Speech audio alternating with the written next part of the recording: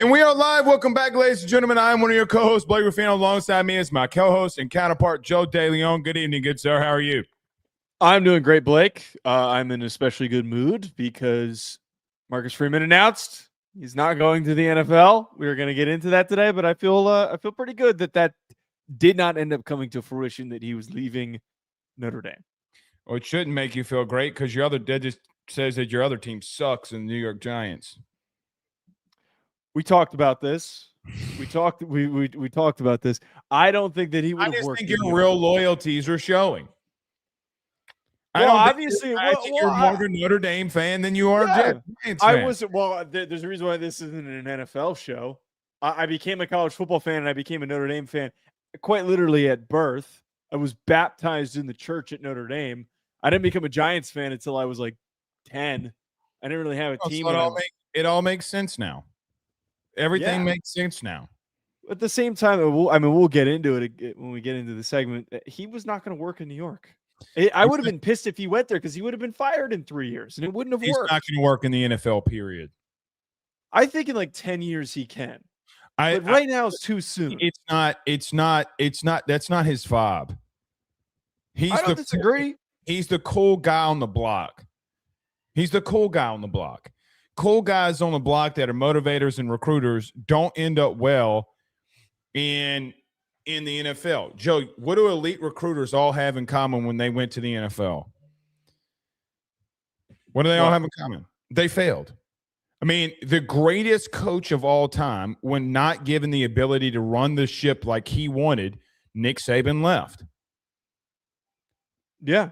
It's the best example. Urban's another example too. He can't stick his finger up girls' butts, but I mean, other than that, but it's just the truth. I mean, he can't be thumbing. Mm-hmm. Hopefully he washed his hands by now, but I mean, correct. You can't, there's a certain breed of the NFL.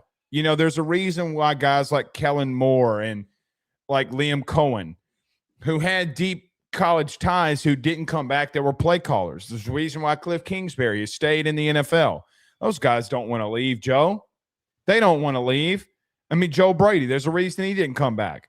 It's a reason why Marcus Freeman shouldn't have taken the job, and, well, he didn't, and he basically, said the whole Wolf of Wall Street, I'm not leaving, and good on him for announcing it, and we'll talk about that as Marcus Freeman returns to Notre Dame. By the way, speaking of that, before we kind of get rolling here, did you see Lincoln Riley firing back about Notre Dame and the rivalry? I did. There's a reason why we talked about it a little bit earlier. There's a reason why we're not bringing that discussion up, because we already kind of dove into it. It doesn't surprise me. He's running away from competition and then he's taking shots from a distance. I just think it's total bullshit for him to act like it was all on Notre Dame. It was all on ND for the game not happening. It was a total bad faith alternative. And to the fact that USC operated the way that they did, he was referring to the fact that they didn't want to play the game at the beginning of the season. The fact that there was no flexibility and that they told them it could only be played at a very specific time or tough shit, I think plays into the fact that they had no intention of actually revitalizing the rivalry. The only thing that I will push back on that is, why can't you work around it with them if they're a rival? If they're that big of a rival and they're saying, listen, guys, in the beginning of the season, it would be best for us to do it then, because we go on a 9-game conference schedule down the stretch in the Big Ten. Why couldn't they do it? Wait, so the first thing, and we talked about this over text, they wanted to try and play it in week 0. Though people don't understand that you can't just schedule a week 0 game. You have to play it Hawaii or a team that you play that plays Hawaii. You get the exemption. Or it has to be in another country. Correct. Or you need special permission from the NCAA. Right. So that would have meant that the game would be played in week 1 every single year. The problem with that is that Notre Dame schedules that is typically when Notre Dame schedules their premier matchups at the beginning of the season in those first couple weeks of the year. They did that this year. The first 3 weeks of the year, they played against Miami and they played against Texas A&M. Last year, they played against Texas A&M. They played Ohio State very early at the beginning of the seasons prior. I think it was like week 3 in 22, wasn't it? Like week 3 or something? I believe so. And in the year prior to that, it was week 1. So understandably, yeah, that's an important game too. You want to be able to move it. But as everybody likes to complain about how difficult Notre Dame's schedule is, that would make USC the only hard game that they could play, because to this point, other teams are not going to be flexible. Other teams are not going to be flexible with doing that game, those matchups. Why should USC have to be flexible? Because it's a rivalry. That's the point. But that's the point he's trying to make. That's the only point I bring up. So, okay, well, we want to play other teams. We're a rival of yours, so we have to accommodate you so that your schedules get set up, and we have to do something different when we have a 9-game conference schedule that comes in. Joe, I got to be a little bit real with you. He's not wrong in what he's saying. But Kentucky doesn't say that with playing against Louisville. Clemson doesn't say that about playing South Carolina. But it's the same day, same game, same week every year. You want to know why the Notre Dame game isn't on the last week of the season every single year? It's because USC doesn't want to travel to South Bend in November. I think have some balls and play in the cold. Well, now they have to play in the cold in their schedule in the Big Ten. Well, here's another truth. The other truth is that the SEC has also been kicking that those games with Kentucky and Georgia and South Carolina with their permanent rival in states get moved in the beginning of the year too, because of the 9-game conference schedule. So those games are likely to move up in the very near future because of the 9-game conference schedule. I don't think – look, I see both parties' situation here. But I also don't disagree with USC saying, hey, why don't you play us in the beginning of the year? That would help us. We're doing you a favor by trying to keep, everything in line. It's a big game in the beginning of the year. It's a big rivalry game in the beginning of the year. Joe, you could set this whole thing up of that you do this for 3 or 4 years and be like, man, it kind of becomes tradition in some form or fashion. Here's what I did dig into today on this. When he said if they would have lived up to their word, what does that mean? What part of Lincoln Riley saying if Notre Dame would have lived up to their word, what is he referring to? I can't get confirmation on this, but from the U.S., you can go ahead. No, it was that Bavacqua and Freeman kept saying anytime, anywhere, and then they gave him a really short window. And his argument is that they didn't mean anytime, anywhere, but as I've already explained, it's a little bit more complicated than that. That's what he meant. That's Joe, what he was getting. I do see both sides. I'm not trying to cop out. I really do. I really do. I mean, why would I want to play Notre Dame in the stretch of a 9-game conference schedule? I have some balls and be willing. You're not in the conference. Don't talk to me about balls. Notre Dame's willing to schedule a difficult opponents. Again, this comes back to the same argument that we had the last time. You're right. You said anytime, anywhere. Well, they gave you a 4-week window, and you said no to all 4 weeks. I don't know if it was a 4-week window. I believe it was just they gave you a 3-week window. They gave you a 3-week window. I mean, that's what USC people are reporting, that they gave you a 3-week window, and you said no. So, I mean, with all due respect, I see both sides of this. I just got to be real with you. I mean, why do we have to cater to Notre Dame if I'm a rival of yours? Well, it's right that they don't have to, but it's cowardly. But your schedule's more flexible than mine is. Not technically. Joe, I have 12 games. 9 of them, I don't get to decide what I do, where I go, and when I play, and what time I play them at. You have all 12 games where you get to dictate all of that. You get to dictate all of it. When, where, how, time. No one has that provision other than you. No, well, that's obvious. That's obviously one of the reasons why Notre Dame has remained independent, is because they would like to have that play ball with them. But it's not playing ball with them. They gave them an incredibly short window that Notre Dame was not going to be able to say yes to. Then it's on you to complete the rivalry. If they're saying that we have a 9-game conference schedule, 9 games in conference at the end of the season, these are the 3 weeks that the Big Ten's given us. I'm going to reiterate they would then have to remove available opportunities to play tough opponents at the beginning of the year. Okay, well, then they would schedule a MAC team, and then everybody would shit on Notre Dame for scheduling a MAC team. Well, then how much does the rivalry matter to you then? It matters much less to USC, in my opinion. It matters a lot less because they gave them a very tiny window because they're trying to cater to themselves and their own needs. It clearly they only gave a shit about themselves because you wanted to play other people besides them. They're not going to accommodate you so that you can play other teams.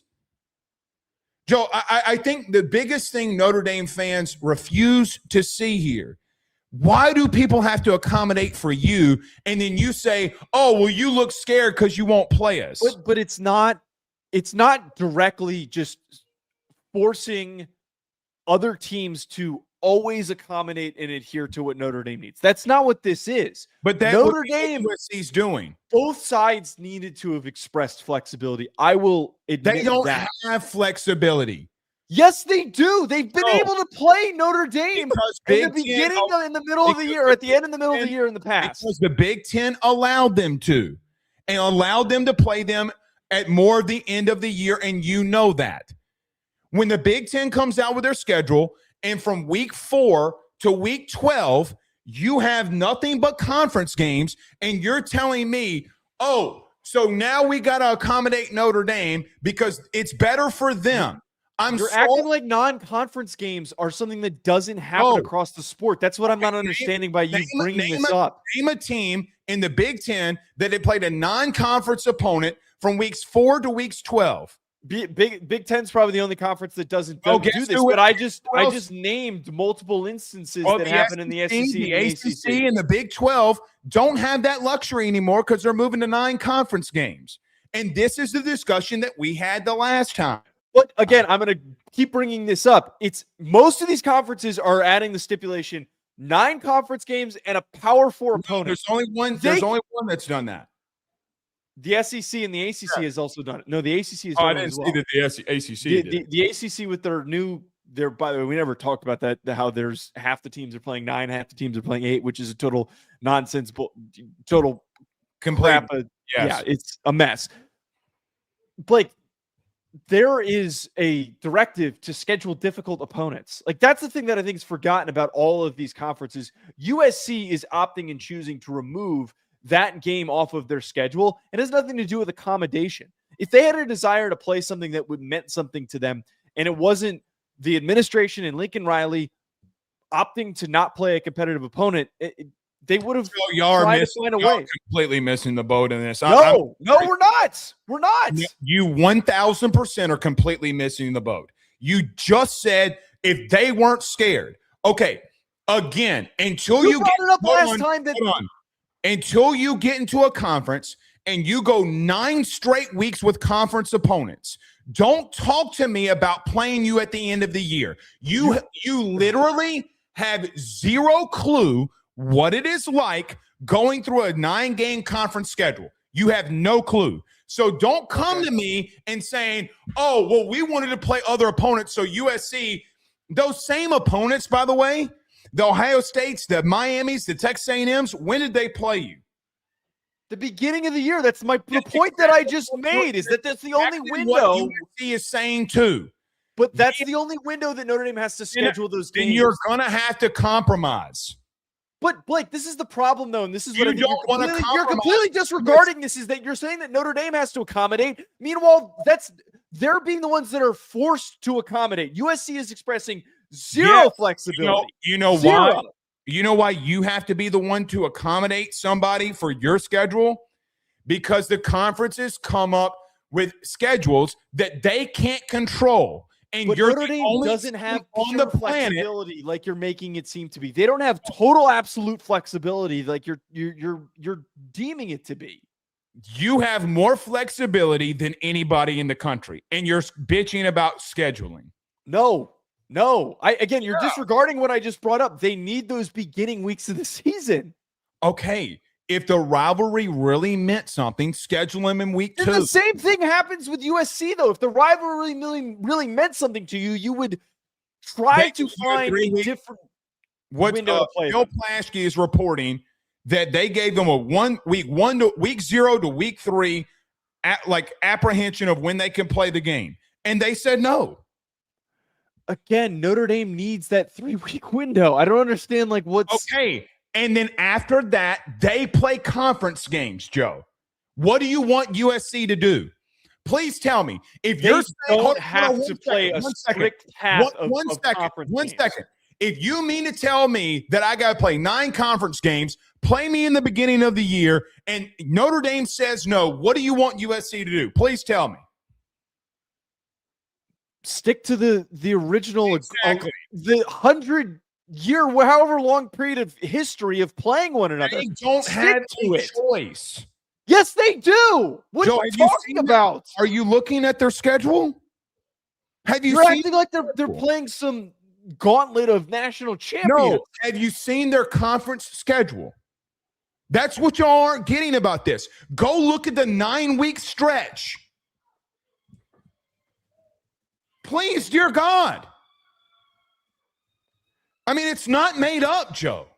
The Big Ten schedule was built recently with the Notre Dame versus USC rivalry in flux.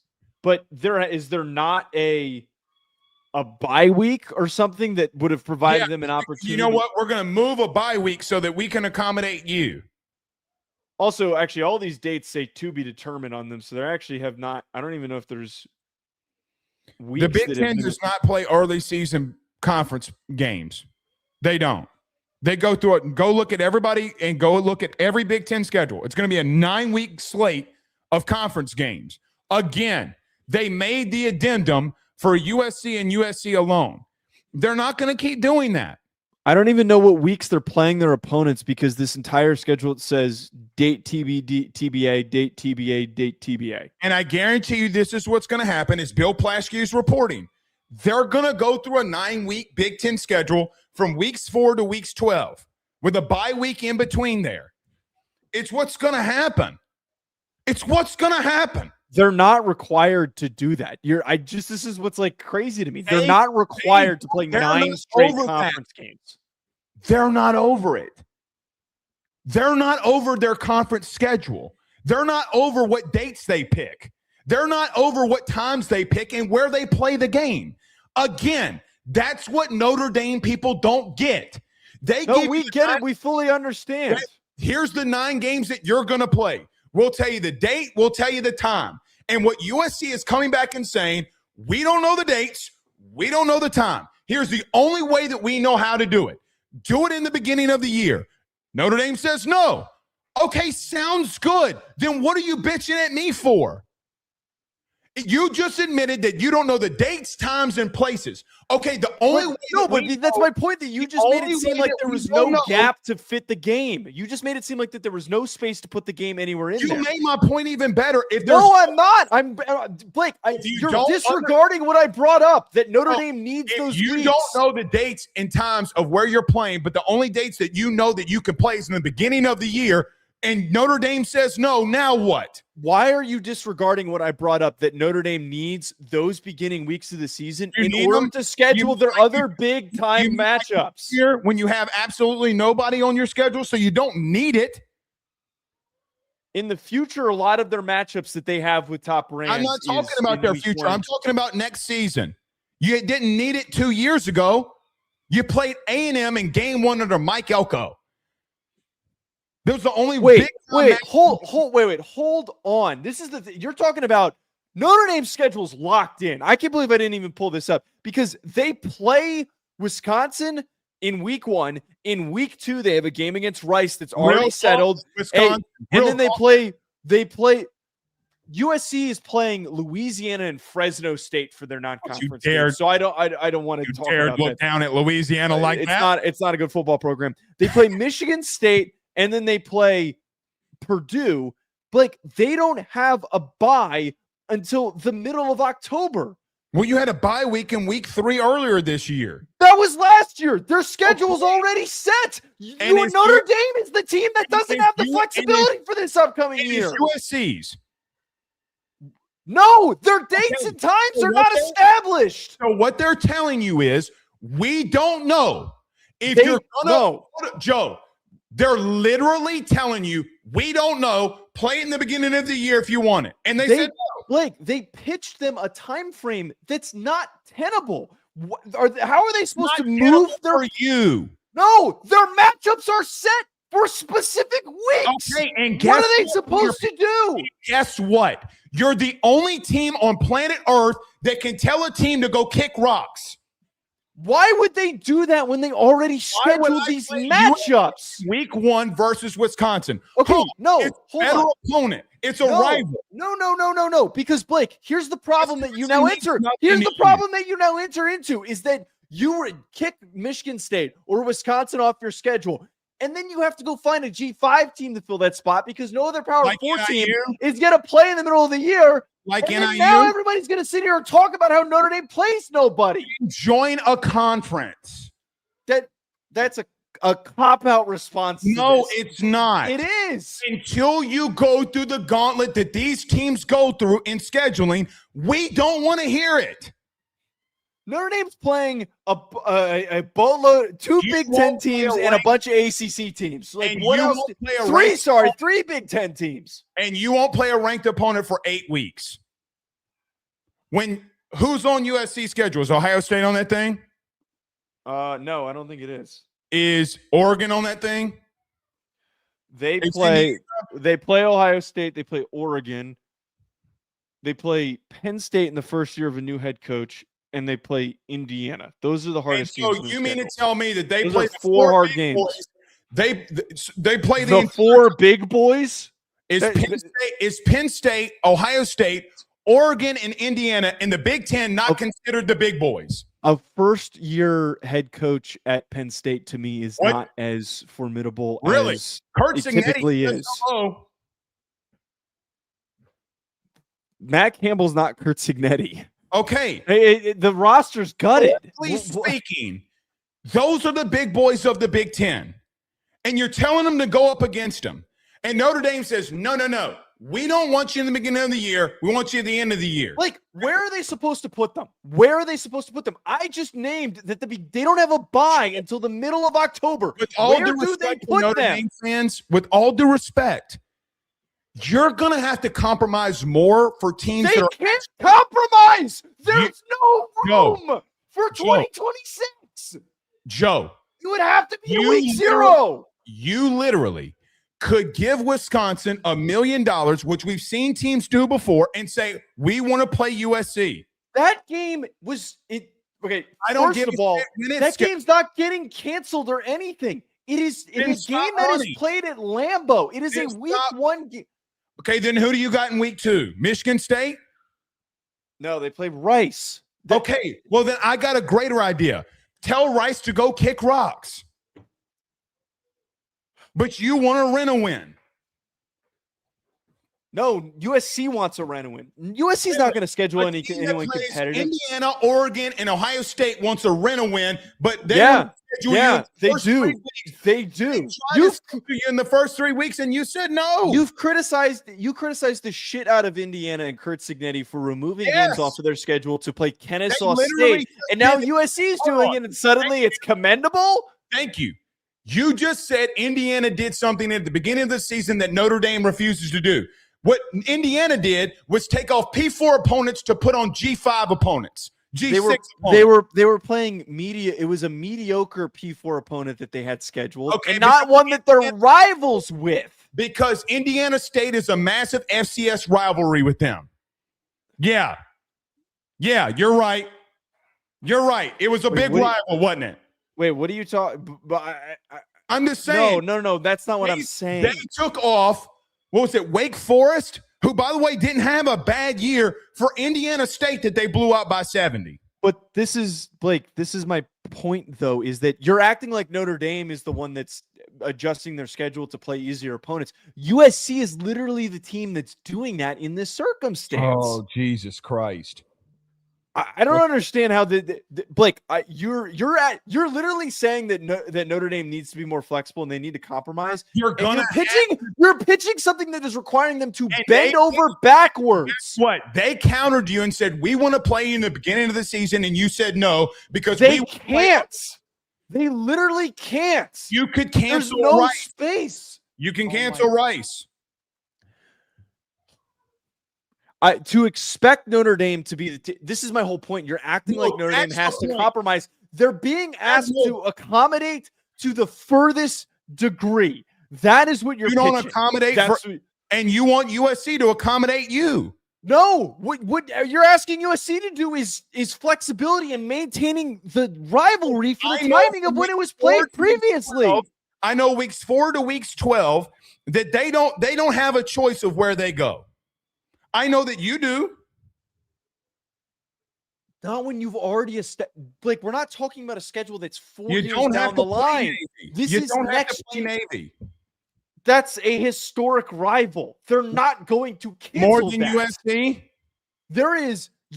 It's equal. It's not the same level of competition. No, it's not. It has. Notre Dame versus Navy has a historic. No, it does not. Not based off of what USC in it has. Notre Dame. I forget the history of it, but Notre Dame scheduling Navy has had a deep history tied to the history of college football related to World War. The World Wars. 1902. People care about the now. Apparently, USC doesn't. They don't care about either. Oh, y'all just can't see the force. All right, we got to move on, dude. We can't keep doing this. We did this last week. Every Ruffino Joe show is brought to you by our good friends over at FanDuel. Download the FD Sportsbook app today. Use your mobile device to do so. Any thoughts, questions, concerns, go over to FanDuel.com/RG for more details. And we're gladly powered and partnered by our good friends over at FanDuel. Speaking of Notre Dame, Marcus Freeman has announced that he is returning to the Fighting Irish. Your thoughts? Yeah, this came out very publicly, Blake, and he just declared we're running it back in 2026. And they've been really aggressive for adjusting the roster. And I think that from what I've heard, they're going to go all in the transfer portal this year to take advantage of what they have in 2026. A young quarterback in CJ Carr that they can lean on to, if he takes the leap necessary, lead them to a national championship. Blake, I talked about this when we talked about the speculation. I do not think that Freeman was a good fit for the Giants, nor did I think that the Giants were a good fit for Freeman. You talked about it earlier. He is a recruiter and a motivator. That skill set is not something to me that truly translates to the NFL. Being a great recruiter, what does that turn into in the league? Getting guys in their 30s to buy in is very different than guys in their early 20s. And ultimately, the Giants, they're a mess. They need somebody who has done it before to reset their foundation. They need a tone setter to completely redo everything. They can't have Marcus Freeman learning on the job. It can't be like at Notre Dame where he was learning on the job and they lost some games that they shouldn't have. And then eventually he figured it out. Neither were a good fit for one another. Neither was the Tennessee Titans a good fit for Marcus Freeman. This is the best for both futures. Everyone talks about in college football that it's constant recruiting and constant chaos with the portal, yada, yada, yada. But you know what comes with it, Joe? Complete and full autonomy of how you build your own team, right? Like it comes with, if I need a supplement in the portal, I get to do it the way that I want to. If I want to give a high school player X, I want to give the other Y, TV revenue share, I'm allowed to do that. In the NFL, you don't have that. You have a GM, you have a front office, you have an owner, and to have the level of control that Marcus Freeman would probably want to have, he wouldn't have it. And these coaches are control freaks. Nick Saban, all the good ones, Ryan Day, Marcus Freeman. We can name the list from to Kingdom Come. It's not a fit for him. And I don't think that going to the NFL ever will be a fit for him. He's too good in the living room, and I use the living room analogy as recruiting. He's too good in that space to be able to build a roster that he sees fit to want to give up the level of control that he has at Notre Dame. No one at Notre Dame's right now is telling him how to build his roster. No one. Literally no one's telling him what to do. I utilize that in saying that look, do you take the interview with the New York Giants? You always take the interview. Do you take it with the Tennessee Titans? Do you take it with whoever? I think there's only a handful of jobs, Joe, that are better than Notre Dame's that the NFL could come calling. If it's the Cowboys, I got to be real with you, that's a different beast, right? Like that is a different beast and a different. I think it's arguably the best job, if it maybe in football, right? I think there are other jobs that maybe even in college that could come calling, but even then, for Marcus Freeman, what's the fit there? The bottom line here is you take the interview, but to rebuild and to do what you did in college, you will not be allowed to do that in the NFL. And I think that was the thing that got missed the most in all of this. Do I think it is very rewarding and show of his success in reference to all the things that he's done in a short 4-year window? Absolutely. And you should cherish that. But look, the New York Giants, as you said, or the Tennessee Titans, whoever it is, both of those franchises, and I know you're going to hate me saying this, but they're kind of ran really shitty. Okay? No, they are. I don't disagree with that. Look at what Mike Vrabel's literally doing right now.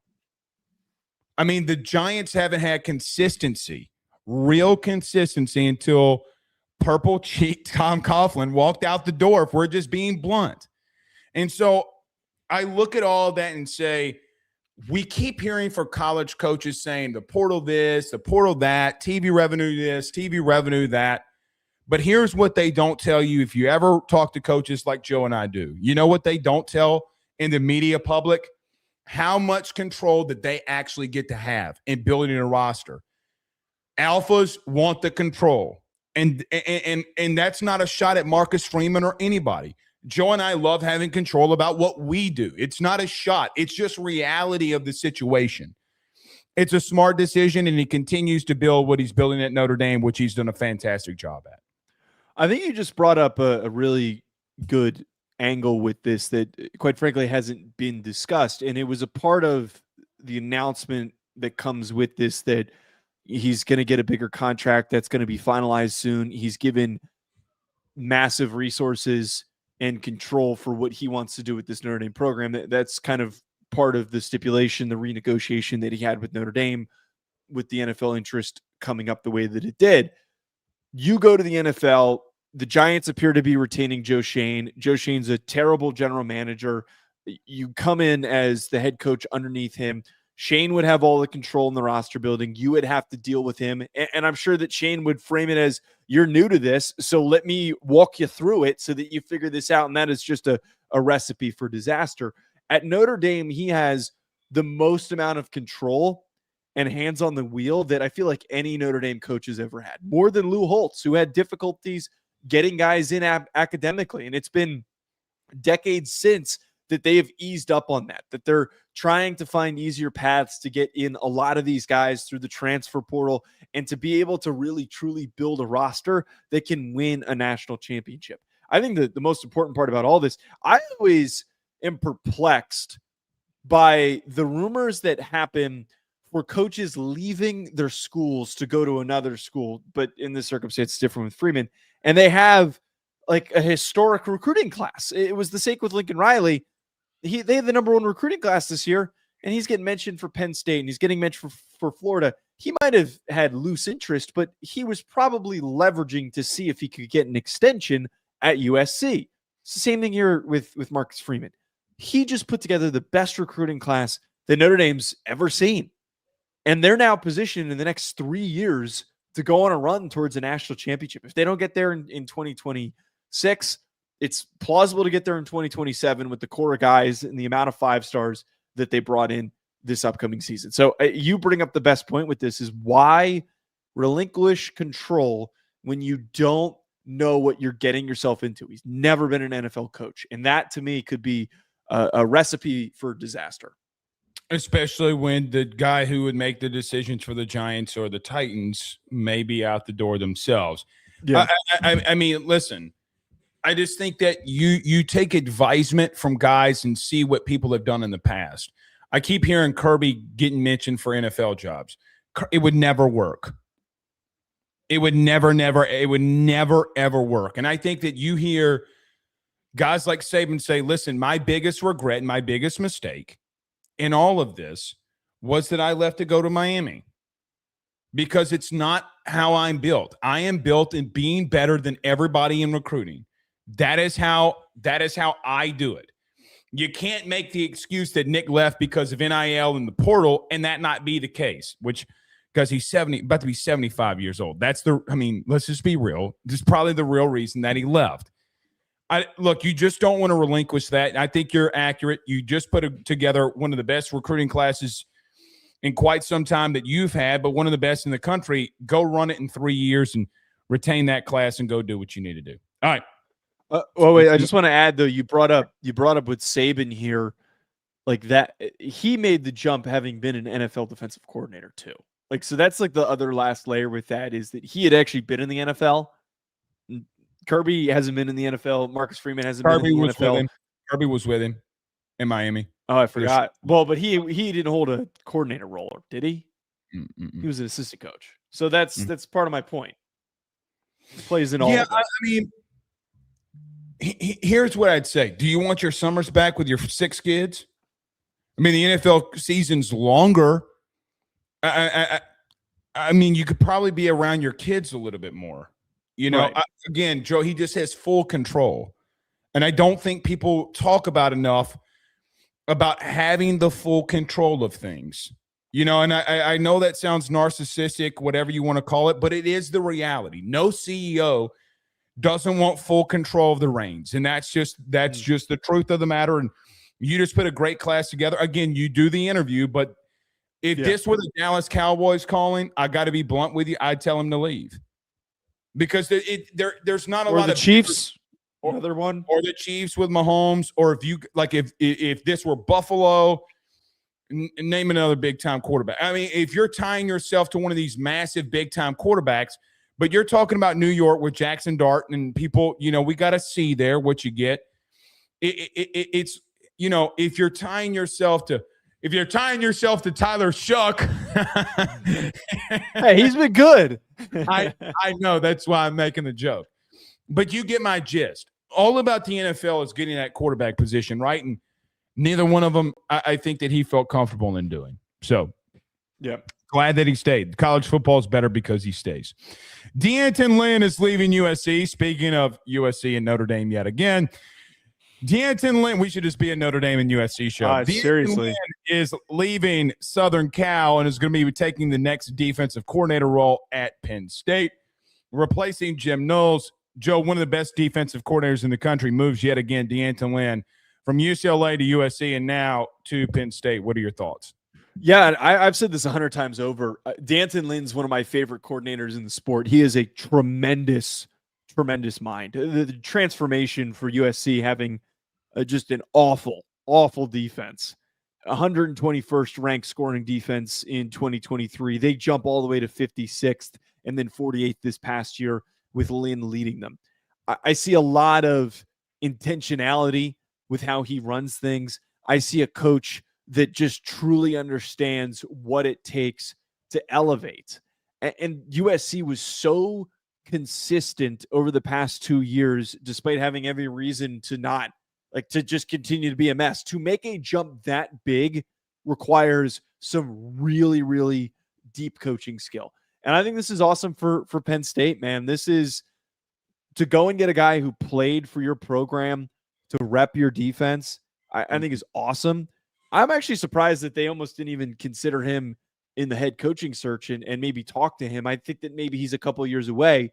He will be one of those guys that will get hired and that we'll be talking about as one of the next great head coaches. This is just an awesome move for Matt Campbell, trying to set the tone early with a former Nittany Lion and getting your defense back to where it needs to be. One thing that you can't fake is level of production garnered.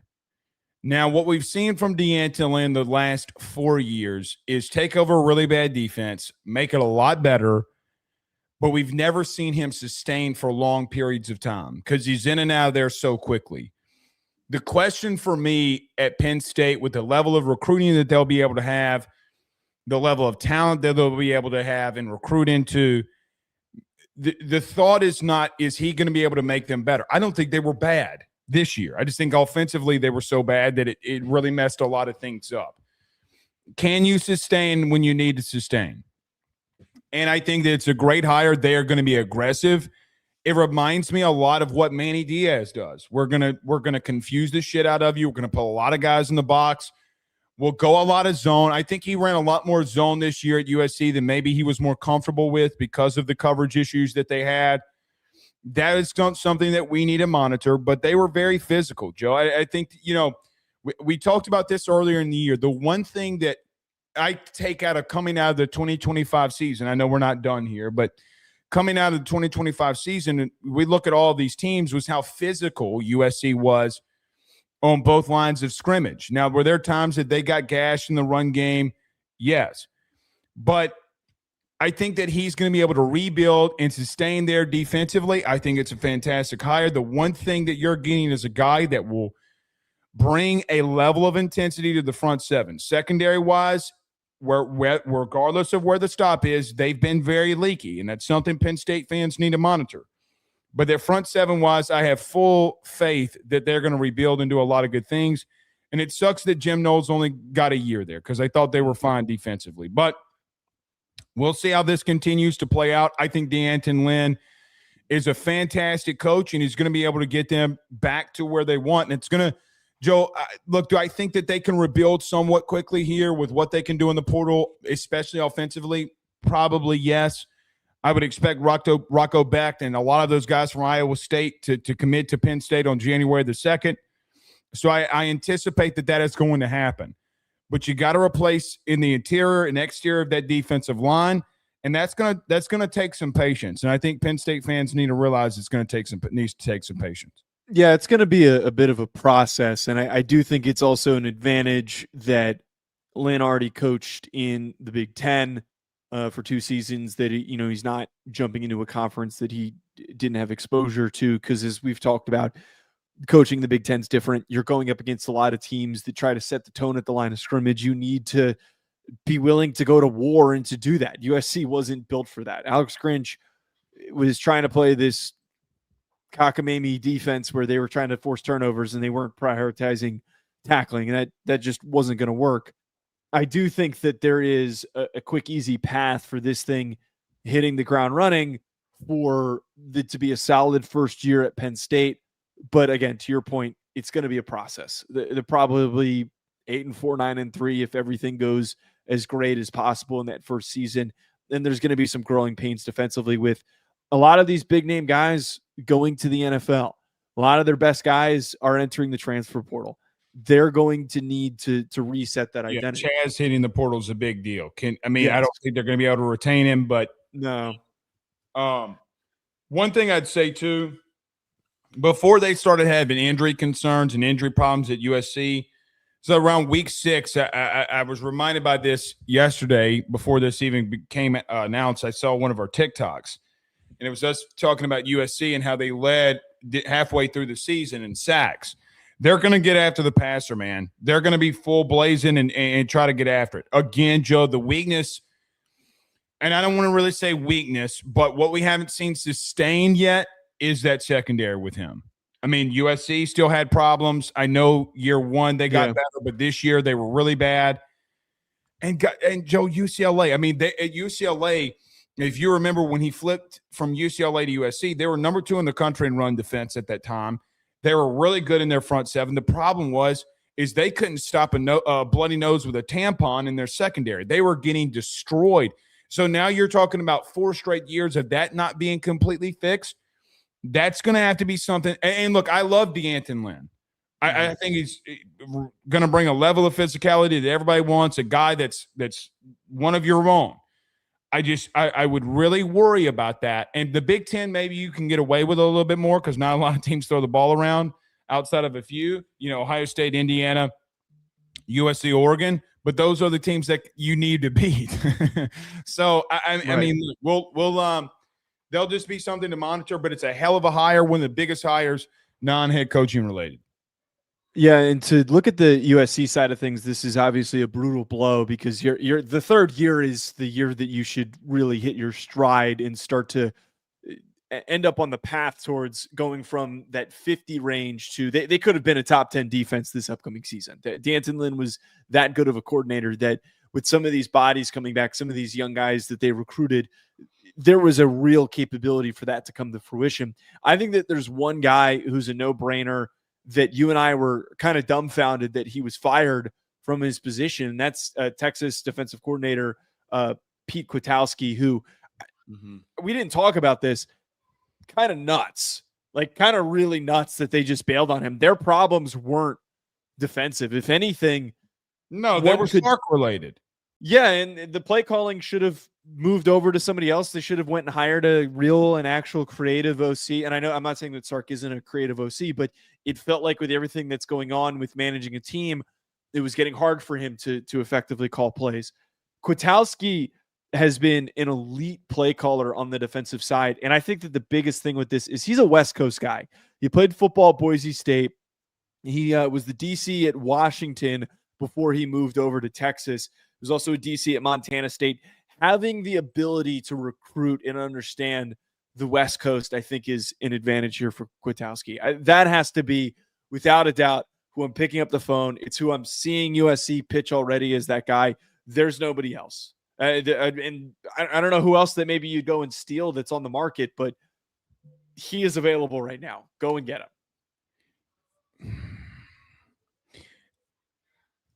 At first, I was like, what the hell is he doing, meaning Sark, and firing Pete? However, bringing in Will Muschamp, I kind of want to see it. You know, like, I mean, I get the move. I'll leave it there. But I think that, listen, Sark has taken a lot of risk here in the offseason. Making this move, Will Muschamp, who's kind of been out of it a little bit. He's already been in Texas. We'll see how that plays out. But Will Muschamp, we know one thing. If he's got dudes, which is kind of sometimes been his problem, when he's got dudes, they dominate. I mean, because he is as tough nose and downhill as it comes. The defense isn't the reason that Texas lost. It just isn't. So, yeah, I think that would be an interesting move to make. It's going to be interesting. Lincoln's going to have to always nail these DC hires, and that would be a good one. The only thing that I would just push back on is D'Anton Lynn knew who D'Anton Lynn was and what he could and couldn't do. This is Alex Grinch's. I mean, this is Alex Grinch. This is Lincoln Riley's third DC in 4 years. Like, that's a lot. So some of it, you know, Alex Grinch was one that you probably shouldn't have done. You landed with D'Anton Lynn. Let's see what they do here. But someone's going to have to be a very elite recruiter to help him along that side too. So we'll see. Yep. All right, let's move on here. Joe, the portal is starting to take hold. I know you don't watch AYS, but I'll just tell you this. On Friday of last week, I said coming out of Christmas and going into today, there's going to be some big names that start dropping. Cam Coleman was the name that I kind of started referring to last week. But Cam Coleman has announced his intentions to enter the transfer portal. Joe, it's being reported anywhere between $2.5 to $3.5 million is what Cam Coleman could be seeking and getting an NIL. He leaves Auburn. Auburn did try to hold on to him, offering him around $2.5 million per year to stay. But the athletic freak at wide receiver Cam Coleman's entering the portal. Texas and Texas A&M seem to be the top teams that are looking to get his services. Your thoughts on Cam Coleman entering the portal? Yeah, I think that the most important thing to establish here, Blake, Cam Coleman's one of these kids that you bring in and takes your program to a completely different level. If you're at a team that believes you're on the cusp of getting to a playoff or you're on the cusp of reaching a national championship, you go all in on Cam Coleman. Former 5-star, despite having one of the worst quarterbacks at the P4 level and Jackson Arnold throwing his way. Sorry, Jackson. Don't mean to air you out like that. They couldn't get him the ball when they needed to, but when they finally were deliberate about it, he dominated. He is one of the few kids in the country that you could not be watching an Auburn game, which I don't think many non-Auburn fans were doing that often this year. But you would see a clip, they'd cut away to a highlight and be like, look at this insane Cam Coleman catch. Because he's got great concentration and he's an unbelievable player and he's got great size. Like, he just has the prototype of being a first-round NFL wide receiver. We talk a lot about Ryan Williams and what he could have been. We talk about how great Jeremiah Smith is. We talk about how good Malachi Tony is. Not enough people talk about Cam freaking Coleman. I think that him landing with one of these teams that are in position to go on a run next year, it could be transformative. I hope that Cam is also aggressive on his own right, and he doesn't just, I'm not suggesting he would do this, but go somewhere that you can win a title. Take advantage of this opportunity in front of you. You're going to get courted by some of these big teams. The one that I think stands out to me the most, Blake, Texas A&M literally just did this with Casey Concepcion. Casey Concepcion was a solidly productive receiver who burst onto the scene and had a really good start to his career at NC State. He goes to Texas A&M. He has a memorable season, and he was a big reason why they took an even bigger step forward. They fell short, but he was still a catalyst for that. I think that now you go back to that you've got Craver returning because he's an underclassman, and you've got Coleman. Dude, you could be at a ridiculous level this upcoming season if Marcel Reed develops over this offseason.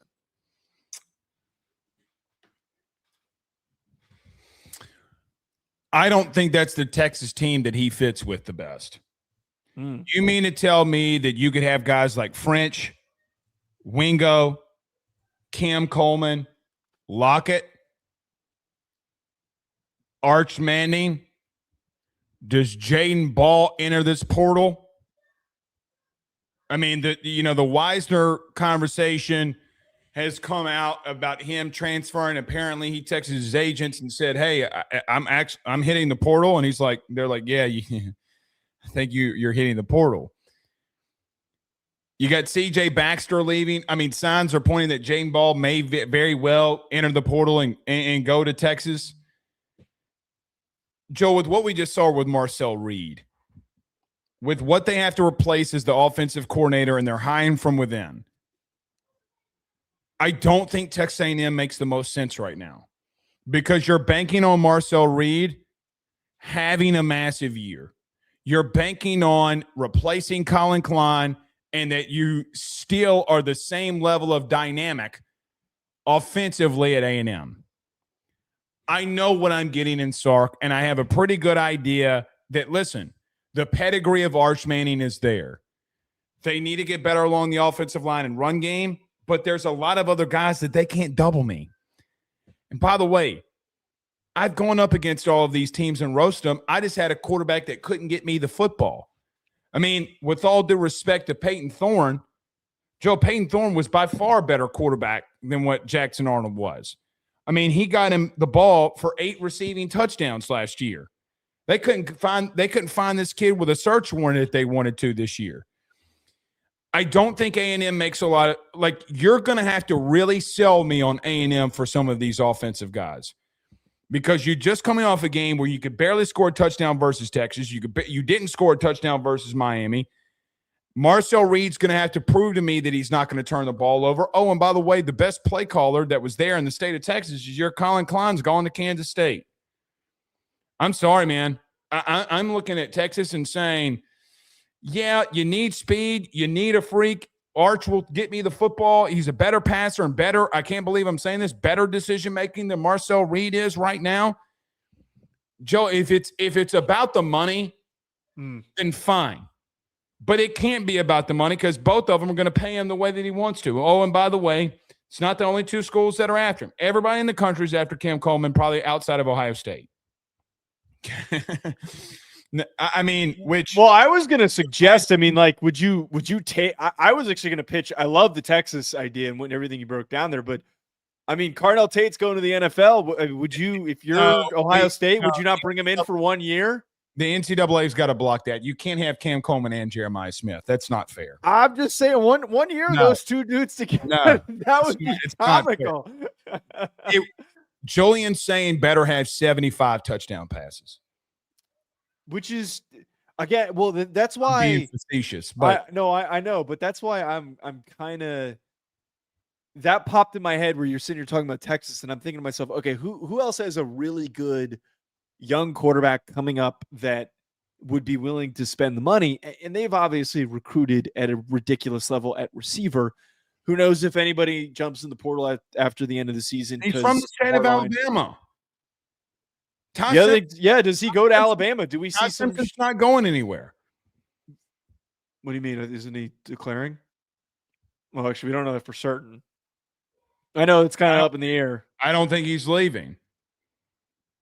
So, well, even if it's Keelan Russell, there's a high potential for them being. You got options. You got a lot of options based off of right now of the teams that are coming out before. And look, you kind of got to get under. Look, we got to get a bearing. Like, does Sam Levitt go to LSU? Does he go to Oregon? Like, that's the two teams. Does D'Anton Moore return? And then Sam Levitt's like, yeah, okay, well, then I'm going to LSU. There's a lot that's got to play out here. Yeah. But again, for Cam Coleman's sake, if you're talking about the two teams that lead for it right now, A&M makes no sense to me. None. I got to be completely blunt with you. If I'm KC Concepcion, we're having a conversation. I think A&M's going to take a dip. I think Colin Klein leaving is a big deal. So if it's money, fine. Go get your money. But you're going to get the same money from Texas and Alabama. So don't do that. I mean, Cam Coleman would be a better situation than Ryan Williams. There, I said it. He's a better receiver. He's a better playmaker than Ryan Williams. Well, this is something that's been discussed quite a bit recently, is that if Ryan Williams is not going to live up to the hype and really develop the way that he needed to, they do need to look elsewhere. And Cam Coleman, a kid who's from the state, from your rival, who you've given up big plays against, I think that would be, to your point, the team that needs to completely go all in. And here's the thing, Kalen DeBoer, outside of Ohio State, Kalen DeBoer has the strongest argument to make for developing wide receivers, because he has not been a head coach for very long. But he Adunze McMillan, who's been really good in the NFL. Polk didn't really pan out, and he's kind of still, but he was still a second-round pick. Jeremy Bernard, nobody really thought much of him, but he could end up being a high draft pick this year because he took a huge step forward. Horton had a pretty with Brooks. I mean, because Brooks is coming on the scene. So yeah. I'm with you. Tom Coleman, I think about that, man. I think that's another interesting landing spot.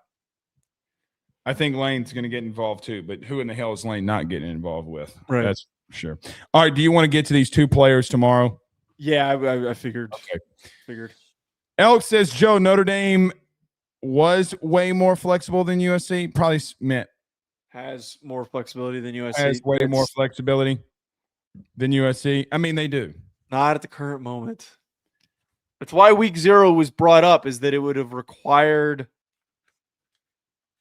them to do week 0. We didn't even talk about that earlier in our whole debate. And I just don't think that would have come to fruition. Cancel Rice. Alex says, Joe, the Big Ten makes the conference schedule. You are now making the Big Ten cater to Notre Dame. Y'all can't ever get it. You can't get everything you want because you cry hard. Jeez.